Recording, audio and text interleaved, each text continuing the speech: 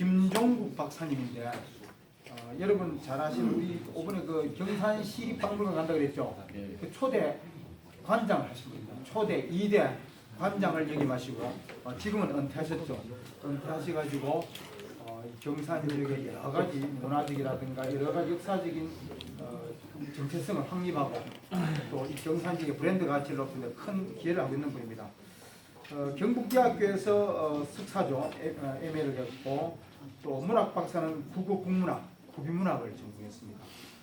여러 대학에서 강의도 많이 하셨고 특히 경산시와 관련된 문화재 조사와 또는 그 문화재를 좀 더 좋은 그 관리 보존을 위해서 문화재 등록을 위해서 크게 역할을 하시는 그런 분입니다. 지금 그 자격증도 많이 해요. 자격증도 너무 하나가 다 부를 수가 없습니다. 좋은 상도 하나 타셨어요. 퇴임하실 때 대통령이 주는 녹조 건정 훈장도 수상했습니다. 저서로는 한국 설화의 현장적 이해, 또 불교 미술의 표현과 조형성, 풍수 설화의 구조와 이해, 그 다음에 절이죠 산사의 향기 등 22편을 출간하고 전공과 관련된 논문만 한 70여 편을 그렇게 발표했습니다. 그래서 아주 그리고 또 재단이 좋습니다. 연세는 저보다 좀 높지만은 말을 잘해요. 잘하니까 이렇게 귀 기울여서 들어보면은 여러분들이 많은 만족감을 줄 수 있는 그런 수업이 될 겁니다. 오늘 아주 그 힘드신 가운데도 와주신 우리 김종국 전 단장님에게 박수로 청해드립니다.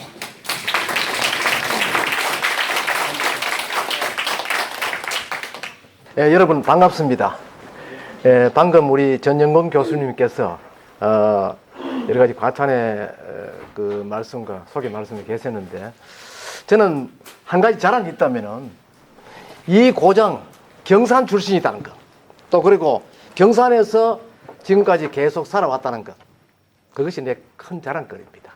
그리고 또 학문도 경산 쪽에 학문을 많이 연구해서 책도 출간도 하고 또 틈틈이 경산 지역의 우리 후학들한테 또 경산은 어떤 고장이다 하는 것들도 강의를 많이 하고 있습니다.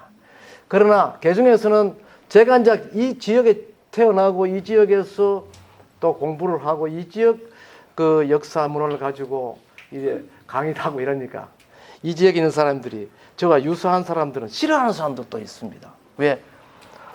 나로 얘네가 자기는 어디 뭐 찾아 먹을 것을 잘 못 찾아 먹는 사람도 있거든. 그래서 이제 그런 점이 조금 나한테는 또 슬픈 기억으로 남기도 하고 그래요. 그래서 오늘 여러분들한테 특강을 하게 되는 주제는 지역 축제입니다. 도대체 이 지역 축제가 뭐고 이거? 그럼 지역 축제의 역할과 지역 축제를 통해서 나타나는 현상들은 어떤 게 있는가? 이것들을 가급적이면 나의 전공과 부합을 시켜서 설화적 입장을 많이 내세워서 여러분들이 오후 시간에 좀 덜 졸고 또 기억하기 쉽도록 또 오랫동안 여러분들 생각하는 머릿속에 남아있도록 하기 위해서 가급적이면은 재미나는 그런 설화를 많이 포함시켜서 그렇게 설명하는 시간을 갖도록 하겠습니다. 우리 경산에는 간단하게 우리 경산을 소개하면은 잘 아시는 바와 같이 경산은 인물이 아주 걸출한 인물들이 많이 태어난 고장입니다. 그 중에 대표적인 인물이 누구냐 하면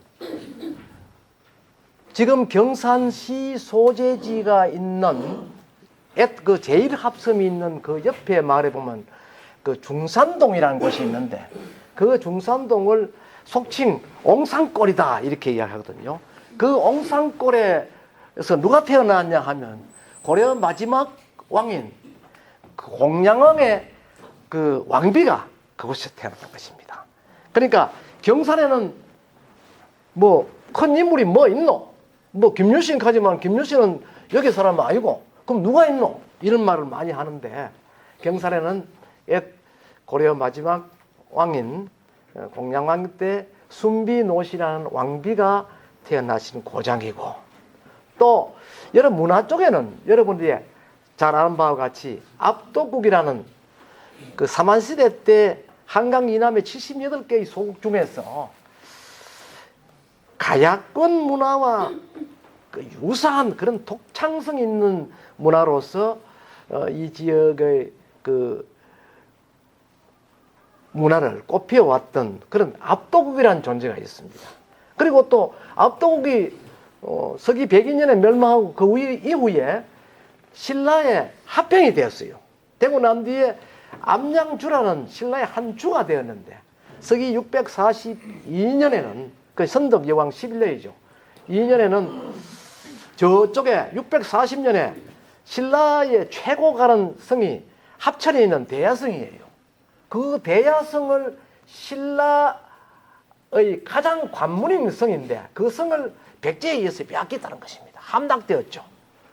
그래서 그걸 다시 찾아내기 위해서 경산이 맡은 역할이 뭐냐 하면은 경산 이 지역이 그 대야성을 탈환하는 중심 지역으로 신라에서 부각이 되면서 이른바 신라의 화랑을 양성하는 그런 도장이 되었다는 것입니다. 지금도 신라의 화랑을 양성하였던 그러한 곳이 사적 218호로 지정되어서 세 군데나 남아 있습니다.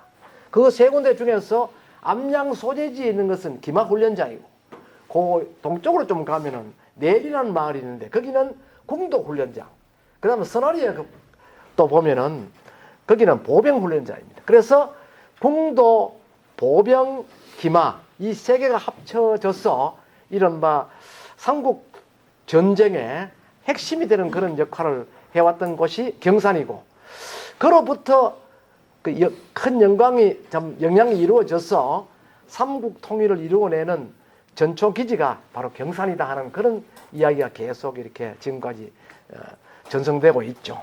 그런 그 역사적 배경 속에서 과연 경산 지방의 지역 축제는 어떻게 형성되고 지금까지 이어져 왔는가 하는 것을 내가 대구대학에 8년 동안 그 뭐 연구 교수 그 다음에 겸임 교수로 있으면서 지역 축제라는 것을 강의를 했습니다.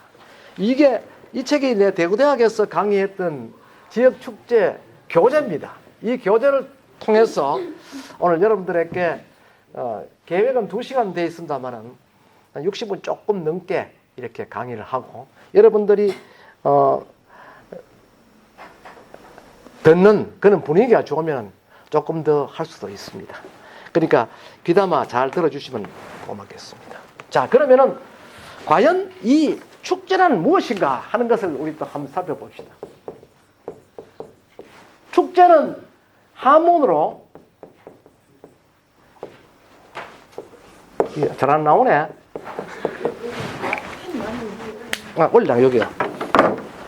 축제는 한문으로 이렇게 씁니다. 보통 축하할 때 축을 쓰고 이것은 제사 지낼 때 제자를 씁니다. 그러니까 우리는 흔히 축제라고 이야기하면은 영어로 페스티벌이다 해서 그 많은 사람들이 모여서 술 먹고 놀고 뭐 지정된 게임을 하면서 그 어떤 성부도 가리고 뭐 이렇게 즐겁게 지내는 것이 아닌가 이렇게 생각할 수가 있습니다. 하지만은 축제의 근본 의미는 뭔가 하면은 제의를 모시는 행위다. 행위. 제의를 모시는 행위인데 이 제의를 모시는 행위는 신에 대한 감사일회입니다. 감사일회가 바로 축제다 이렇게 이해합니다. 그러니까 모든 축제는 전부 신에 대한 감사일회가 서두에 모두에 전부 이루어진다는 것이죠. 보편적으로 우리가 축제 유형에 보면은 문화축제가 있고 그 다음에 체육축제가 가장 크게 이렇게 대두가 되는데 문화축제는 바로 지역의 전통적인 어떤 일회입니다. 일회를 축제화시킨 것이고 체육은 어떤 기능, 대항 뭐 이런 식으로 해서 그 경기를 하는 것입니다. 경기를 해서 어떤 승부를 가리는 것이 체육 축제인데 이 문화의 축제나 체육의 축제나 발달은 똑같습니다. 자, 예를 들어서 비근한 예를 한번 들어보십시다. 도민 축제를 한다. 도민 체육 축제를 한다. 전국 체육 축제를 한다 하면은 그 전국 체육 축제를 관장하는 주관하는 부서에서는 그 소속 장이 축제를 이루기 전에 전날 또는 며칠 전에 그 지역에서 제일 높은 곳에 올라가서 뭐 산도 되고 아마 경북 축제 같으면은 뭐 울릉도가 한다든지 포항에 가서 영일에 해맞이 공원에 가 한다든지 이렇게 해서 체화를 해봅니다. 체화를 해와서 그 체화된 불을 가지고 당일 경기할 때 불을 미리 가져와서 체화해와서 불을 안치시켜 놨다가 당일 체육대회를 여는 날에 성화대에다가 점화를 시키죠. 점화를 시키면 이거 들고 가서 봉송하면서 점화를 시키기까지 신에 대한 고마움을 일컬어준다는 그런 의미에서 나름대로의 지역 축제를 요게 가미를 시킵니다. 이게 바로 체육 축제의 특성이고, 또 그러면은 문화 축제는 무엇이냐? 문화 축제는 일반의 제2 형식과 거의 유사합니다. 자, 제일 처음에는 축제를 하기 위해서는 어떻게 하느냐? 신을 일단 마중을 합니다. 마중. 신을 맞이한다. 이걸 가지고 뭘 하는가 하면 영신행이다. 이렇게. 영신. 이렇게 영신행이다. 맞이할 영자입니다. 신을 맞이한다. 영신행위가 지나고 나면은 신을 맞이해서 모셔야 되거든. 모시는 것을 강신행이다. 자, 앞으로 요건 띄겠습니다. 강신은 이렇게 강신행이다. 강신행위가 끝나면 신을 즐겁게 하는 오신행위가 이루어집니다. 오신행위가 이루어지면 그 다음에 유신행위입니다. 유신행위는 유신. 그 유신행위가 이루어지면 마지막으로 뭘 하느냐? 그건 송신행위다. 송신행위는 이건 글자도 반대로 썼네. 이렇게 읽는데 영신을 신맞이한다. 주로 신맞이를 어떻게 하느냐 하면은 높은 산에 올라가서 하늘과 태양과 가까이에 있는 나무를 잘라서 여기다 신내림을 받아서 많은 사람들이 쭉 마을로 내려와서 제당에 들어와서 전날 제당에 일단 모셔둡니다. 보편적으로 이 제당을 가지고 우리는 선앙당이다 이렇게 이야기를 하죠. 선앙집에다가 모셔두는데 선앙집에는 여신이 있습니다. 남자라도 신은 여신이라고 합니다. 이건 모셔오는 신은 남신이거든. 그 남신과 여신을 결합하는 그런 이례를 갖춘다는 것이죠. 그게 바로 강신행위입니다. 그 다음에는 강신행위가 지나면 신을 즐겁게 한다는 것은 뭔가 신을 기쁘게 해준다는 것이거든요. 신을 기쁘게 할 때는 어떻게 합니까? 물론 춤도 추고 뭐 장기자랑을 해서 좋은 것을 보여서 신이 기쁘게 하는 방법도 있지만 보편적으로 어떻게 맛나는 음식을 차려서 신에게 대접하는 것입니다. 그래서 보편적으로 맛나는 술을 준비하고 과일을 준비하고 떡을 준비하고 음식을 차려서 신에게 바치는 것이죠. 그래 제사를 지내죠. 이 제사를 지내는 행위를 우리는 오신이다 이렇게 이야기를 합니다. 가정집에서도 제사를 지낼 때는 이와 같이 신에게 즐거움을 주기 위해서 축관 또는 제주가 그 신을 모셔놓고 부모신을 또는 할아버지 신, 조상신을 모셔놓고 거기에다가 조상신에게 대한 감사 이례로 술도 올리고 이렇게 합니다. 음식도 만나하고 그것도 충문을 이루면서 그 어른들 높이 받들기도 하고 이런 행위를 하죠. 그걸 가지고 오신행위다. 그 다음에 유신은 뭐냐면 요건 유자가 뭐냐면 놀유자입니다. 놀유, 유원직하는 유자입니다. 놀러 갈 때 유자를 놀유자로 쓰거든요. 신이 놀도록 해준다. 신이 와가지고 만나는 음식만 먹으면 안 되거든. 그래서 여러분 잘 기억을 더듬으면은 제사를 차려놓고 그 절을 여러 번 하고 난 뒤에 보면 수저를 꼽아놓고 난 뒤에 제주가 그 제사에 참사한 사람을 전부 다 데리고 안방으로 들어갑니다. 그럼 문을 닫죠. 그래서 문 닫고는 한 3, 4분 정도 엎드려 있다가 기침을 세 번 하고 그래 문을 열고 나옵니다. 그거는 뭐냐면 신이 자유롭게 우리가 사는 구역을 둘러다 보라 하는 그런 의미를 가진다는 것이죠. 그리고 지역 축제의 경우도요. 이런 제2일에 두 가지 강신하고 두 가지의 제2일회가 끝나고 나면은 신이 자유롭게 그 인간들이 노는 장소를 둘러다 볼 수 있도록 자유롭게 이제 꽹가리를 치고 신과 더불어 노는 그런 행위를 연행합니다. 그러니까 보편 여기에 등장하는 것은 풍물이 등장하죠.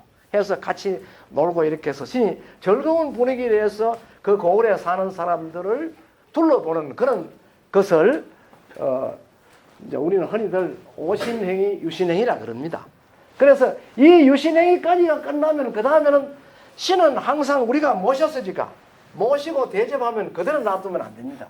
그래서 신이 다시 가실 수 있도록 보내드려야 돼요. 우리는 그냥 만나면 대접해보고 자 오늘 뭐 우리는 집에 가자 해 빠지시 가자 하면 안 되는 거야. 신을 보내드리는 일을 하는데 그것을 우리는 송신이라 한다. 송신은 뭔가 하면은 주로 지금까지 제진회 때 필요한 충무이라든지 지방이라든지 그 밖에 그 신을 추앙하는 글을 모두 한데 모아서 태워버립니다. 태우면서 이렇게 받들면서 하늘 쪽으로 올라가도록 이렇게 하는 그런 형식이 바로 송신의 형식이다. 이렇게 이야기하죠. 그러니까 축제는 모두가 5개 행위가 이루어져야만이 축제 형식이 모두 원만하게 이루어졌다. 우리는 이렇게 이야기할 수가 있다는 것입니다. 그래서 항상 우리는 지역 축제에 대해서 지금까지 고정관님이 먹고 놀고 즐기는 그것만 알았는데 그렇다면 자 제사 지내면 좋은데 사과축제 같으면 사과축제는 도대체 누구한테 제사 지내느냐? 청송 사과축제 있고 문경도 사과축제가 있는데 그 축제에서 우리 인간들이 해야 될 것은 무엇이냐? 어느 신한테 우리가 제사를 올리고 또 같이 놀고 이렇게 할 수 있느냐 하는 것인데 사과는 사람의 힘으로 재배는 하지만은 사과가 자랄 수 있도록 해주는 원동력은 누가 하면 땅입니다. 땅. 그리고 사과는 나무가 튼튼해야만이 사과가 달립니다. 그러니까 나무죠. 나무. 물론 그 밖에도 여러 유형이 있겠습니다. 공기, 햇살 이런 것도 있겠지만 보편적으로 땅은 신이 누군가 하면 지신입니다. 나무는 목신이에요. 지신과 목신에게 제를 지내는 행위를 한다. 원래 땅이 참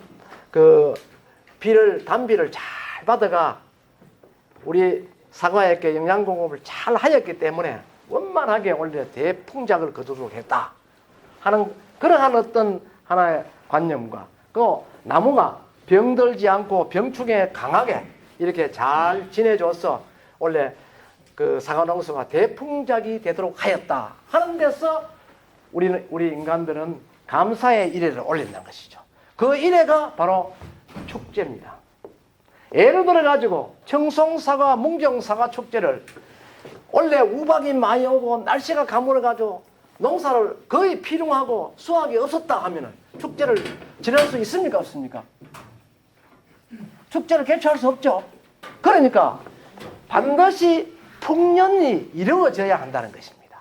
자, 그렇다면 과연 이러한 축제의 행위가 5가지 그 유형에서 이루어지는데 그렇다면 이 축제는 어떤 형식으로 또 어떤 그 체제로 이루어지는가? 첫째는 축제는 가신 축제입니다. 둘째는 마을 축제입니다. 그 다음에 지역 축제예요. 자, 가신 축제는 말 그대로 가정에서 이루어지는 겁니다.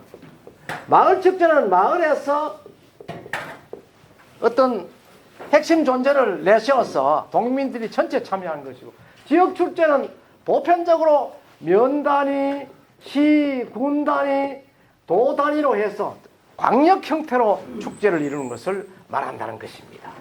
그렇다면 가신축제는 어떤 것이 있는가? 우리가 집안에 딱 들었으면 집에는 전부 신이 있습니다. 여러분들이 신앙 쪽으로 공부를 하면은요, 설화에서 신앙 쪽으로 공부를 하고 민속학에서 신앙 쪽으로 공부하면은 이런 가신축제, 가신의 종류가 어떤 것이 있는가 하는 유형이 나옵니다. 아마 그 경상북도 또는 대구에서는 지금 민속 쪽의 대학은 영대하고 아마 안동대학이 있는 걸로 알고 있습니다. 그래서 그쪽에는 전공이 있는데 다른 대학에는 민속 전공이 없을 거예요. 나는 부전공이 민속학입니다. 그래서 여러분들에게 말씀을 드리는데, 가신은 한문으로 쓰면 집가짜입니다. 신은 귀신 신자고 집에 있는 신인데, 첫째 집에 들어가면 제일 먼저 들어간 게 대문입니다. 그 대문에 가면 대문신이라는 존재가 또 있는 거예요. 대문신을 지나고 나면은 마당이죠. 마당에 가면 요거는 또 뭐가 하면 지신이 있어. 땅신이 있는 거예요. 그 다음에는 마당 앞에는 집이 들어서 있잖아요. 집에는 뭐고? 집에는 성주라는 신이 있어. 성주신. 그럼 집 안에는 방이 있죠. 방에는 무슨 신이 있는가 하면 여러분들이 태어나서 부모님이 비는 삼신이 있는 거예요.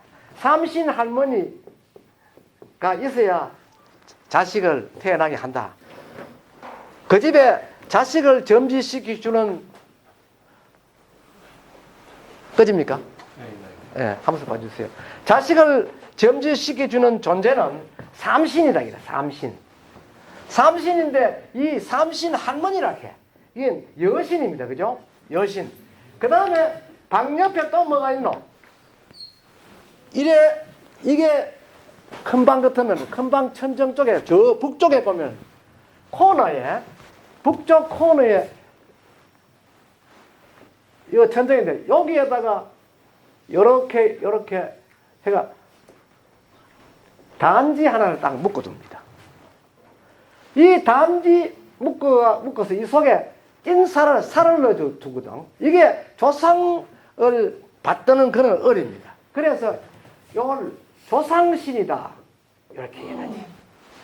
조상신은 방 안에 북쪽, 서북쪽 귀뒤 코너에다가 조상신을 단지 조그마한 데 넣어가 매년 햇살이 생산되면 거기에다가 햇살을 바꿔 놓고 이렇게 합니다. 하면은 그 후손들에게 좋은 일이 일어나도록 점지해 준다. 이렇게 믿고 있거든요. 그래서 조상신과 그 다음에 집안에는 삼신이 있다. 그러면은 조상과 삼신이 있는데 그 다음에 집안에 또 뭐 있나? 뭐 한 부엌에 또 부엌신이 있어. 저 사람 오늘 지역 축제 하러 간다 걔가 귀신 떡 주워 먹는 이야기 하나 이렇게 여러분 생각할지 몰라도 이것은 우리의 전통 민속입니다. 자, 부엌에는 여러분들한테 만나는 밥을 제공하는 신이 있어요. 그 신이 조왕신입니다. 조왕신은 우리에게 건강을 책임지는 그런 신이에요. 그렇지만 조왕신은 살만 가지고는 밥을 뭐 해주지요? 그래, 여기에는 살하고 살 플러스 물이 있어. 물이 있죠. 물론 불도 있지만 그 불은 그 신으로 별로 이야기를 안 합니다. 살 또는 물이 있는데 물은 부엌 뒤쪽에 보면 우물이 있어요. 우물. 부엌단 딱 나오고 우물. 우물은 바로 우리가 흔히 말하는 용왕신입니다. 물은 용이거든요. 용. 자, 우리가 흔히들 설화에서 보면은 여러 갈래의 그 유형이 있는데, 용은 곧 물이다. 그 물과 유사한 존재는 상징적 표현은 뭐냐? 이거는 거북이도 있고, 해태도 있고, 또 소금도 있고, 이렇게 여러 갈래로 다 있습니다. 자, 예를 들어서 서울 경복궁에 보면은 경복궁 제일 큰 건물이 건정전은 있지 않습니까? 건정전 앞에 보면 양 계단 위쪽에 보면 해태가 두 마리 딱 이렇게 앉아있죠. 왜 앉았을까요? 왜 앉았을까요? 해태는 실제 동물입니까? 상상의 동물입니까? 그렇지. 아, 되게 똑똑다. 전영근 교수 그 제자들 똑똑다. 우리 대구대에서는 질문하면 잘 못 알아들어. 해태는 곧 상상의 동물이고 해태의 얼굴 자세히 한번 보세요. 마치 용하고 비슷한 그런 형상을 하고 있습니다. 그래서 해태는 바로 물과 같은 존재다 이렇게 생각합니다. 예를 들어서 건정전에 전부 목재인데 불이 나가 소실됐다. 얼마나 큰 재산상 손실이겠습니까? 또 그러고 재산상 손실도 물론 있겠지만 우리 문화 자산으로서 얼마나 큰 손실이겠어요. 그래서 조상들은 풍수지리학적으로 해태라는 존재를 내세우면 불을 방지할 수 있다. 이런 방지론을 주창했던 사람이 누구냐 하면 조선 개국과 더불어 나타난 정도저이라는 풍수학자입니다. 여러분 정도저이라는 이야기를 들었죠? 이방호 양은 늘 싸우고 가는 사람, 그죠? 정도저이가 풍수학자입니다. 당대 최고가는 풍수학자입니다. 이 사람이 자꾸 경복궁을 저는데 불이 나고 이러니까 부덕이 거기에다가 해태상을 만들어서 불이 들어오지 못하도록 했는 거예요. 그리고 인왕산, 그 청와대에 있는 쪽 뒷산에 보면 인왕산인데 인왕산은 호랑이산이잖아요. 호랑이가 늘 나타나서 경복궁 저는데 해를 끼치는 하나입니다. 그러니까 호랑이가 늘 꼬리에 불 붙이고 가서 경복궁에 다 돼가면 불이 나도록 하고 불이 나도록 했는 거예요. 그건 풍수지리학에 나옵니다. 나는 풍수학자는 아닙니다만 풍수 설화에 대한 글을 많이 썼습니다.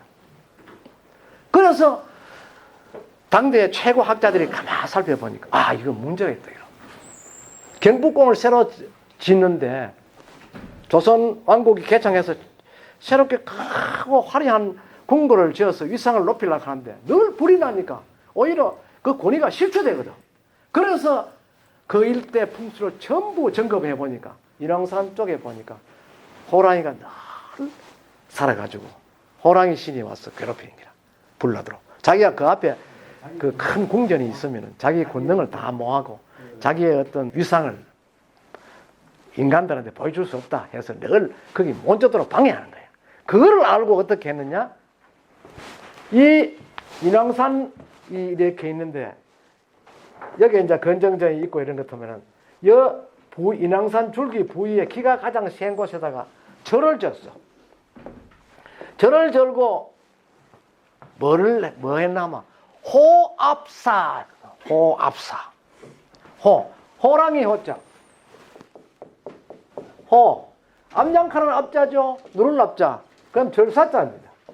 호랑이를 누르는 절이다.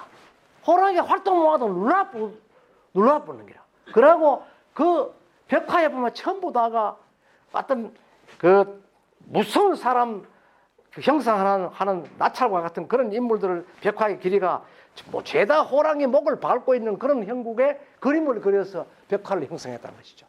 그러고 나니까 호랑이가 저녁에 나타나서 경복궁 전대와 해를 끼치지 못하더라. 그러고부터 순조롭게 경복궁을 완성할 수 있었다 하는 그런 설화가 있습니다. 지금도 호합사가 남아 있습니다. 남아 있는데 이제 그와 같은 해태가 있느냐 하면은 거북이도 있습니다. 거북이는 뭡니까? 물속에 늘 걸어다니죠. 물속에 헤엄치기 하고 물속에 걷습니다. 이렇게 걸어다니는데 실제는 머리를 인간이 그려놓은 실제 거북이의 머리는 이렇게 생겼습니다. 그러나 인간이 거북이를 기를 때 어떻게 했냐?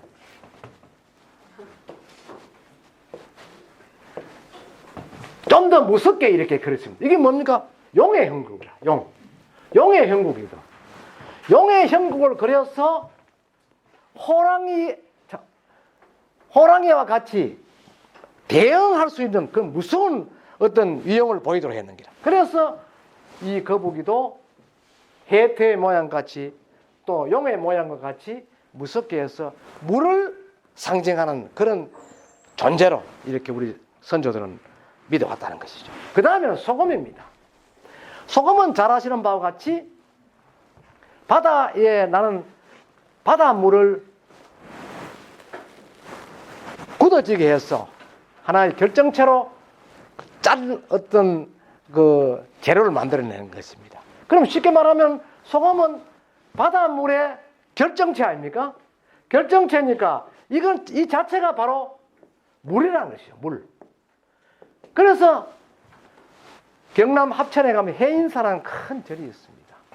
해인사 바로 정면에 높은 산이 화왕산 정상인데 그거 보면 산 위에 산이 이렇게 있지만 바위가 이렇게 아주 이렇게 많이 있습니다. 올라가기가 아주 힘들고 이런데 뒤에 철계단을 해서 이렇게 올라갑니다. 여기 중앙에 딱 보면은 소금 단지를 하나 묻어 두었어. 왜 소금 단지를 묻어 두었냐 하면은 거기 해인사 내에 있는 불가람, 그래 절집 이게 전부 목조입니다. 그죠? 목조가 불이 나면 소중한 우리의 문화유산을 소실시키잖아요.